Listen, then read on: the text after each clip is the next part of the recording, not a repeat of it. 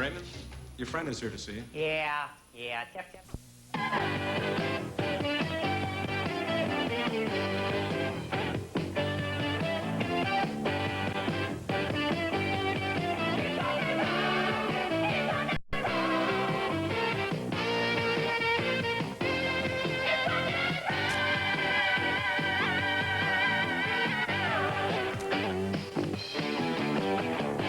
It's Rock and Roll is brought to you by Miller High Life, the best beer for the best time of the day. Welcome to Miller Time. Hi, everyone. Thank you and welcome. My name is Mike Egan, and the show is called It's Rock and Roll. This is the game show based on the 30-year history of rock music, and it is hard to believe it's been 3 decades now. Parents have been telling their kids to turn that stuff down. It's stuff to them. To us, it was meaningful. It was wop bop loo bop wop bam boom. I think it personally changed my life. It meant something.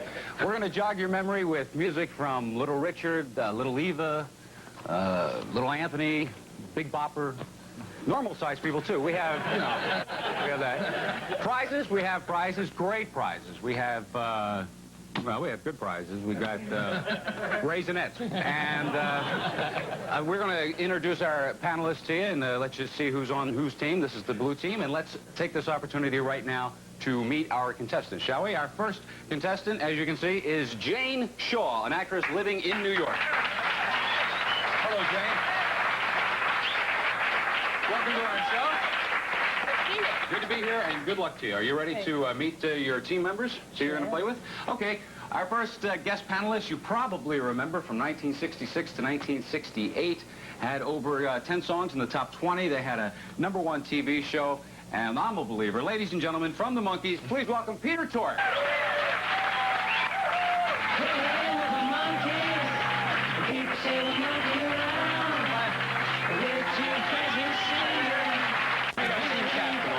Blue team, you'll remember him. He played Hugo in the 1964 movie Bye Bye Birdie. Had 15 hits in the top 20 from South Philadelphia. And wonderful talent. Please welcome Mr. Volare, Bobby Rydell.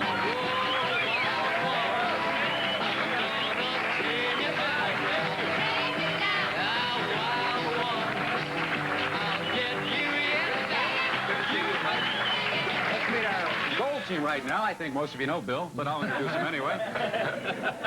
Ladies and gentlemen, all the way from Indiana, a management consultant, Mr. Bill Stanky. Hi, Bill.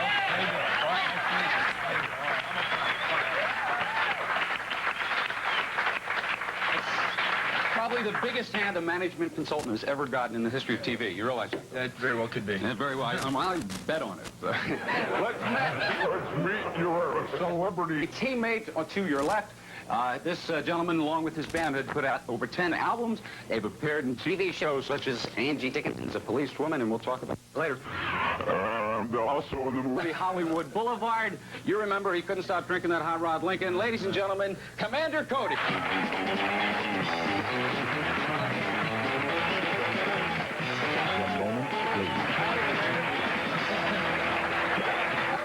We're going to meet now our team captain for the gold team, the guy who brought us all the great dances, the fly, the limbo, which probably did more for Doan's Pills than any other dance that I know of. And also the father of the twist. Ladies and gentlemen, please welcome to our stage Chubby Checker.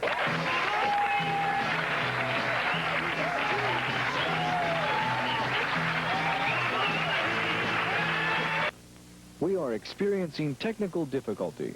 Please stand by.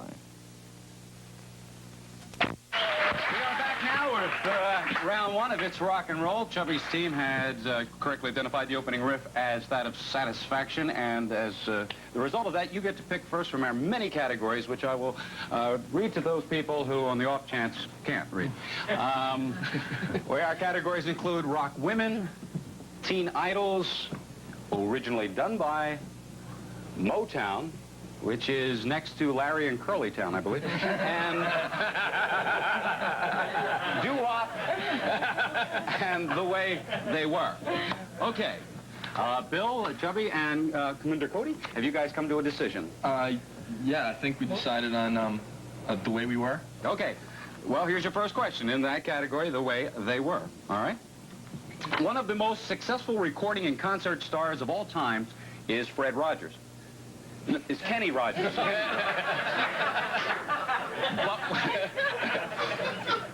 Kenny first came to national attention, he was the lead singer of a group.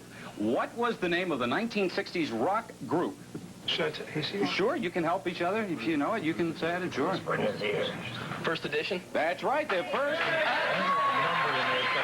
Just trying to see what condition my condition was in. Yeah, oh yeah, what condition my condition was in. There's a film clip you don't see very often. The Grecian Kid back there when he had brown hair. That's right, first edition. Okay, question number 2 on the way they were. It goes like this, listen up. John, Paul, George, and Ringo, the Beatles. You ever hear them? Okay. Ringo was not the original drummer for the group. In fact, Ringo was the 4th drummer. First, there was Tommy Moore, who was forced to quit the group by his girlfriend. I believe he shot her later. Then there was Norman Chapman, who was drafted by the British Army. Bummer. Our question is, who was the drummer for the Beatles just before Ringo Starr? You got it? Yeah, Peter Best. Peter Best is correct. Unbelievable, huh? That's Peter Best. He later, I don't know if you know this, he later went on to make an album called The Best of the Beatles, and it's just an hour of him drumming. He's banging. He's an angry man. He really is. Our last question for the gold team on this particular category is this. During the 1960s, one of the most popular folk rock groups was the Chad Mitchell Trio. How many in the trio? Quick. One of its members... I know that. One of its members, John Duchendorf, took over the group when Chad Mitchell left. Later on, after changing his name, he went on to become a successful writer, singer, TV, and movie star. Who is he? People know that? John Denver. John Denver. John Denver is absolutely correct. John Denver. I knew how it would feel to be free. 11-year-old John Denver, you don't see that clip very often. Well, let's take a look at our score. We see Chubby's team, the gold team, has 3 for 3, 15 points.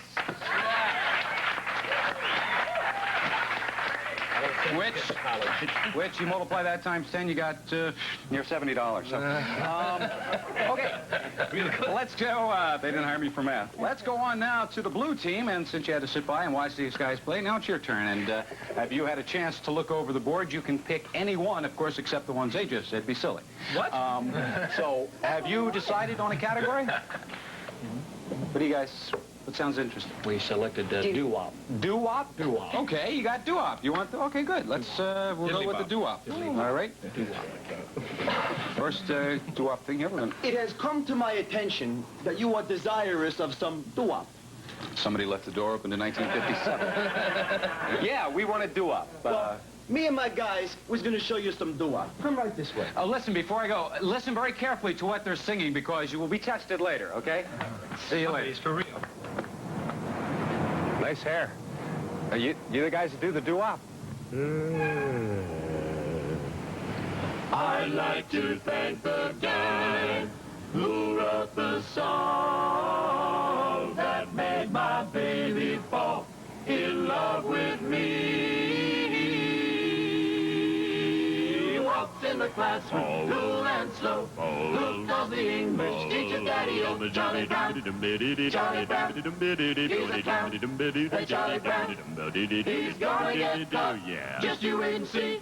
Why is everybody always picking on me? Do do do do do do do cover do do do cover do do do cover do do do. As I walk through the storm, nothing can stop the Duke of Bomb bomb bomb bomb bomb bomb bomb bomb bomb dang dang dang ding dong ding dong.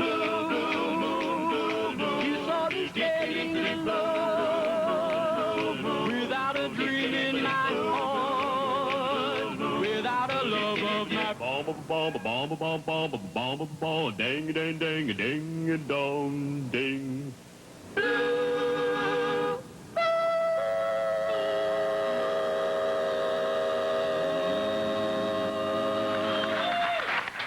That, of course, you heard heard the music of The Dream. That is our residents. They are, that is, whatever. They're here every week, and they're our doo-wop group. And I hope you listen carefully, Blue Team, because we have questions from what you've heard. The first question is, in the Coasters hit, you heard him sing that, the Coasters hit Charlie Brown, what did Charlie Brown call the English teacher? Daddy-o. Daddy-o is absolutely correct. Even did that. Okay, our second question is, as I walk through this world, nothing can stop the Duke of Earl. That is the opening line to this vintage doo-wop song, which, by the way, was on the charts for 11 weeks back in 1962. Our question is, who recorded the Duke of Earl? You guys know that? You don't, Duke and the Earls. Duke and the Earls is absolutely wrong. No, that's not right.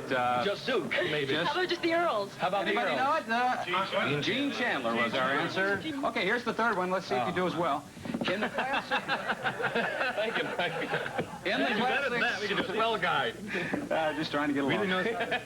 In the classic song Blue Moon, who was the person seen standing with? Alone. Alone is correct. Correct question.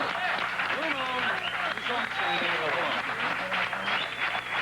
Okay, let's recap our score right now. We see Chubby Checker and the gold team has 15 points. Bobby Rydell, the blue team, has 10 points. And we'll be back to play another round and an opening riff. We'll get you.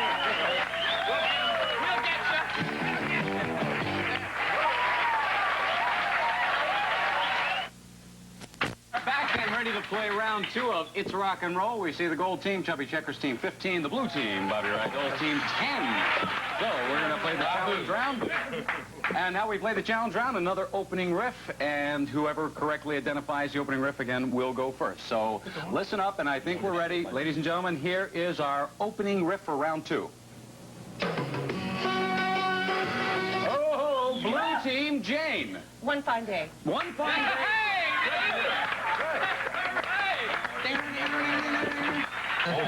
All right, let's see what we have left to pick from. We have Rock Women, Teen Idols, Motown, and Originally Done By. Which one would you like to take? Originally Done By. Originally Done By? All righty, Rooney. Our first question on Originally Done By. I remind you, this is a challenge round. After they've had a few seconds, you guys can break in if you know the answer. Our first question. In 1965, the Byrds exploded. That was a mess. Somebody ate a chocolate chip cookie on this. In 1965, the Byrds exploded on the rock scene with their hit Mr. Tambourine Man. Who originally wrote and recorded Mr. Tambourine Man? Bob Dylan. Bob Dylan is correct. Bob Dylan.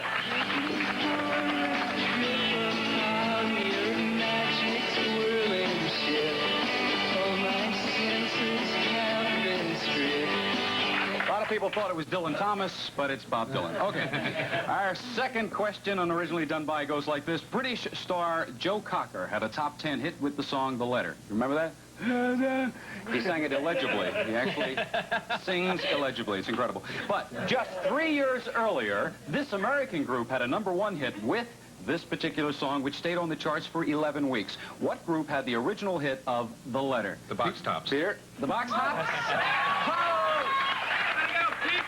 Lonely days ago, I was going home. My baby wrote me a letter. My baby wrote me a letter. The Box Tops. Check out the guy on the drums. There's one of those in every high school yearbook. Unbelievable. You bet. Okay, I want to remind you guys, this is a challenge round, and you can break right in there if you think you know the answer after a few seconds. Here's our third question, and it goes like this. The Boy from New York City was a 1964 hit record originally done by the Ad-Libs, which is a name I just made up. No, that was the name of the group, the Ad-Libs. And the song became a big hit again in 1981. Who recorded the 1981 version of the Boy from New York City? Manhattan Transfer. The Manhattan Transfer is absolutely right. One for the Gipper.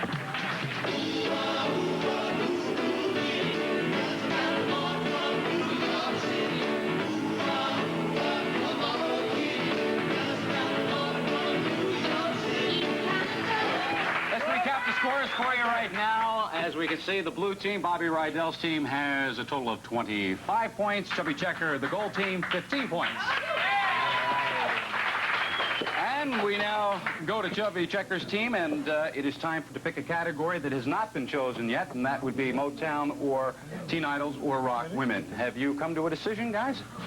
Rock women. Rock women is your category, okay. Rock women. Here is your first question. Are you gentlemen ready? Yes. Okay, this is a challenge round once again. Give him a few seconds if you know I've got it right. Bobby's got the stopwatch on you. Okay, here we go. Linda Ronstadt's career started out to the beat of a different drum. First appearing as the lead singer for what governor? For what group? For what group? Stone Ponies. The Stone Ponies are absolutely correct.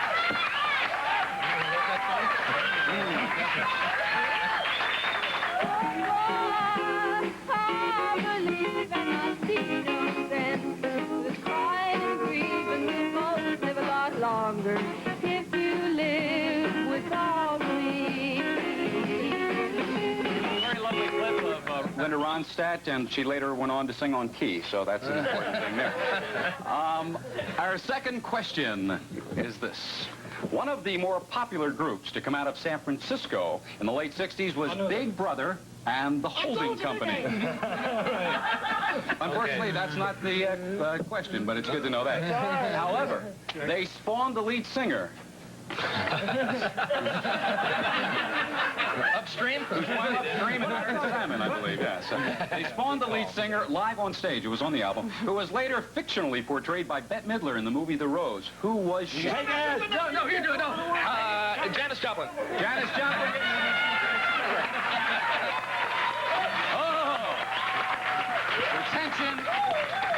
The tension in this room, ladies and gentlemen, is unbelievable. As you can well see, 25 to 25. Need I say more? Pat Benatar. Apparently, I better say. Very slick. Here is our final question. Whoever gets this one correct will go on to play our mystery guest round, and you guys can jump in if you know it. Well, we know your buzzer works. Here we go, gang. Final question. They were one of rock's most successful husband and wife teams. After they broke up, this dynamic performer continued as a popular recording and concert act. She starred as the Acid Queen in the movie Tommy, and recently has toured with Rod Stewart and the Rolling Stones. She is Tina Turner. Absolutely correct. Tina Turner.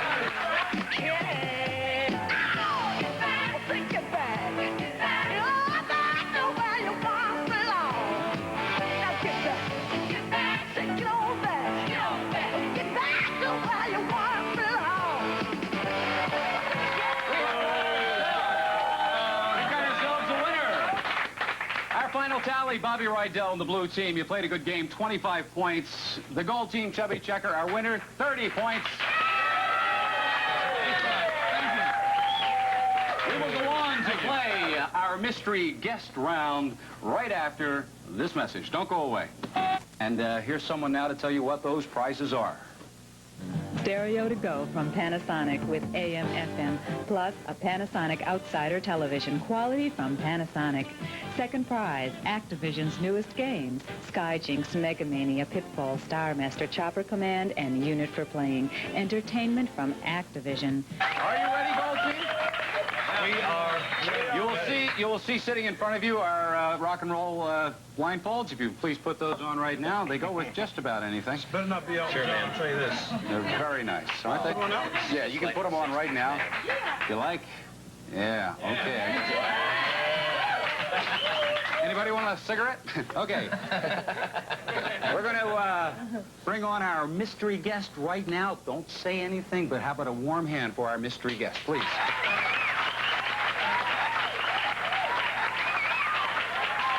Okay, gang. Here is our first question. The sooner you get it correct, the better the prizes.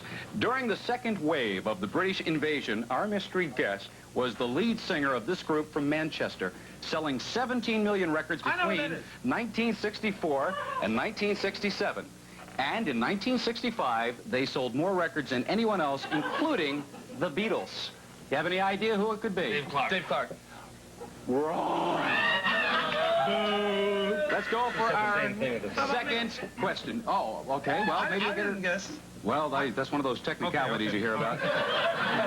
We'll try it on the second question. You got to keep these guys quiet, Jerry, if you think you know who it is. Sure. In 1962, something told them they really could get into something good. I knew it already! By changing their name from Peter Novak and the Heartbeats to... Hit it. Come on. Come on, jump. Personal group. Don't jump. Peter Newton? Yeah!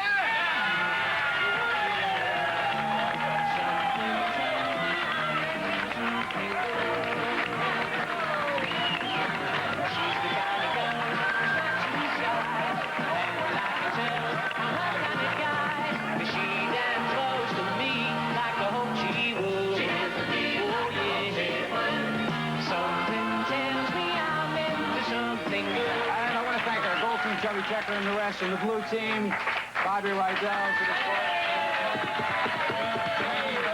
Everybody, thanks a lot for being a part of It's Rock and Roll. So long.